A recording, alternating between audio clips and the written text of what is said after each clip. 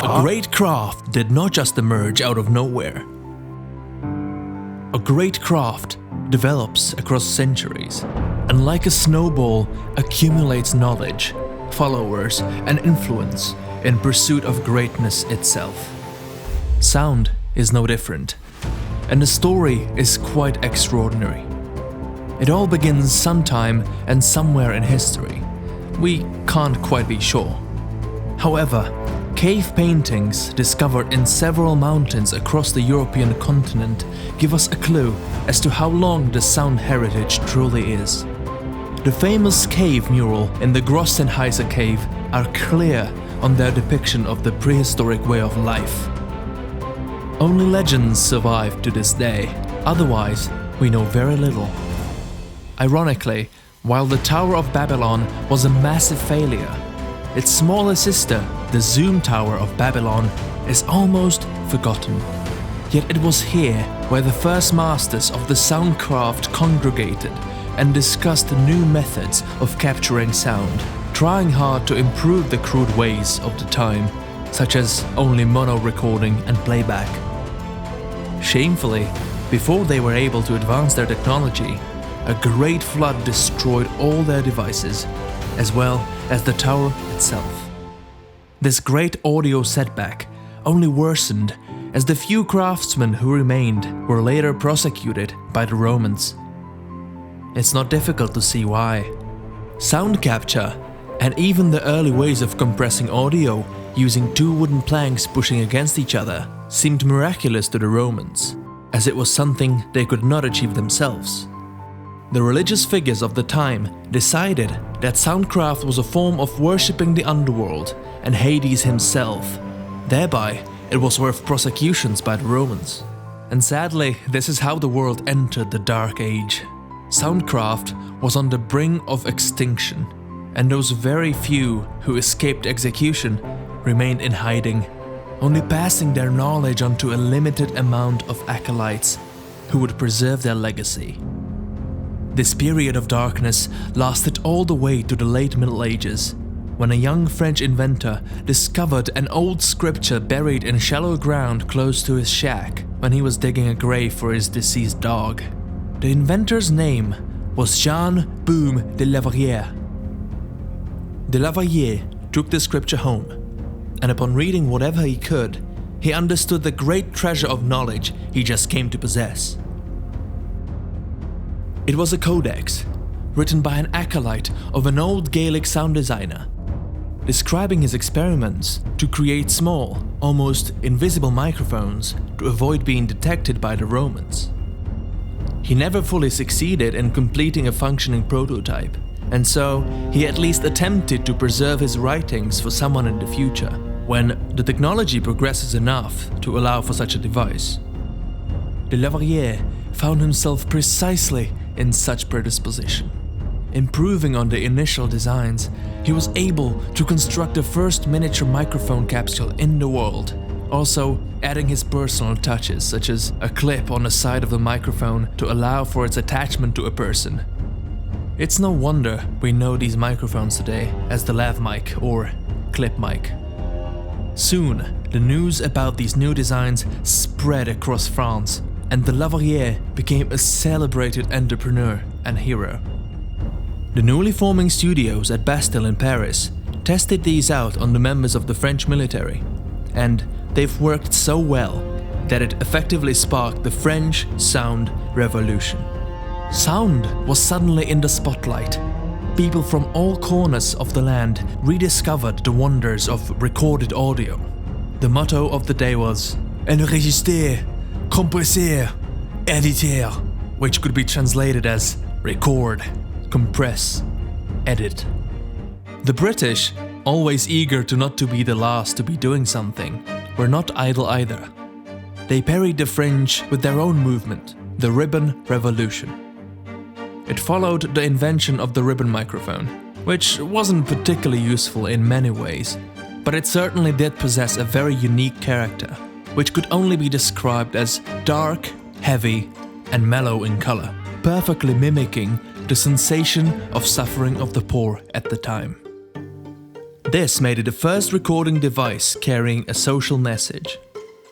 It quickly went out of fashion, but not before the sales helped the British Empire secure additional audio influence across the globe. In the Americas, they were already ahead, and the population found themselves in the middle of a devastating conflict within the sound departments themselves. The Sound Union, representing post-production departments, and the Recordist Confederation, representing the on-set and out-in-the-field departments. What was the quarrel? A simple question. Who is superior in crew hierarchy?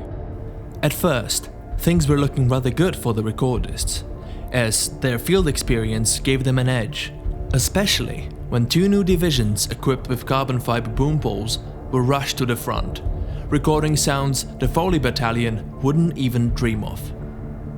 But in the end, it was the Sound Union who held an ace up their sleeve. It turned out that the Sound Union's proximity to directors and producers was a crucial influence on their heightened prestige. The result of this conflict is, however, still disputed today. At the turn of the 19th century, it seemed that all the revolutions and wars were settled for good, and everyone was just about ready to dance and drink. At the same time, motion pictures were on the rise, but not for long. As a direct consequence of the result of the American Audio War, boom operators worldwide united and refused to work until they get some respect, effectively creating the first unionized action.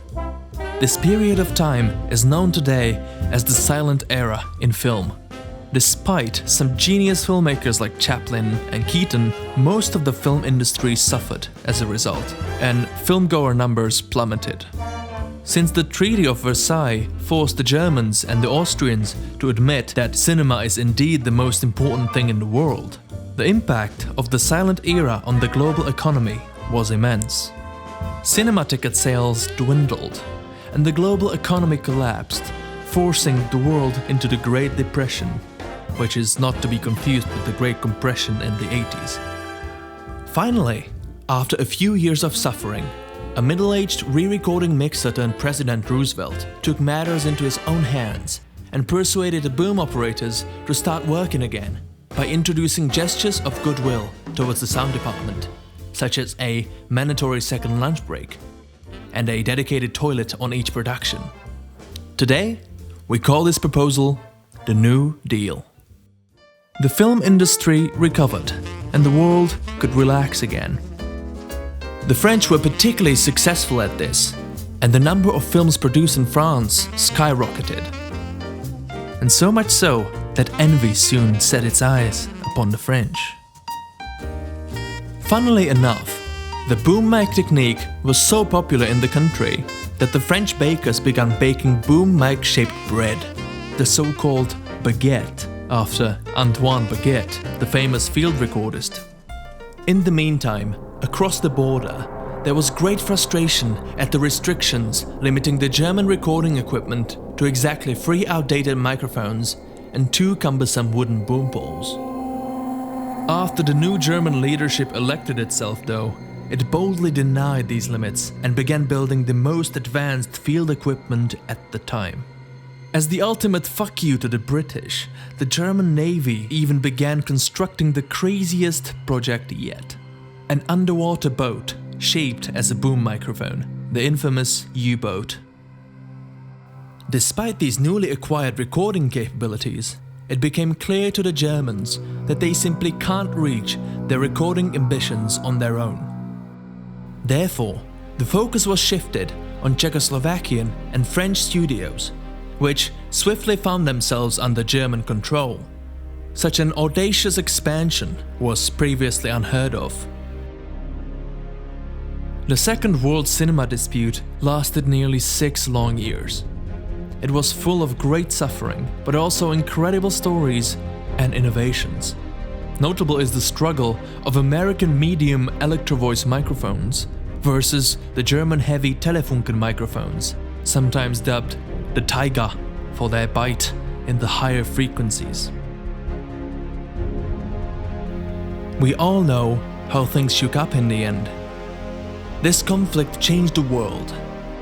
And while German studios lost yet again and their industry was left devastated, it was time to move on. Fortunately, the conflict was over, and now it was really time to rock and roll.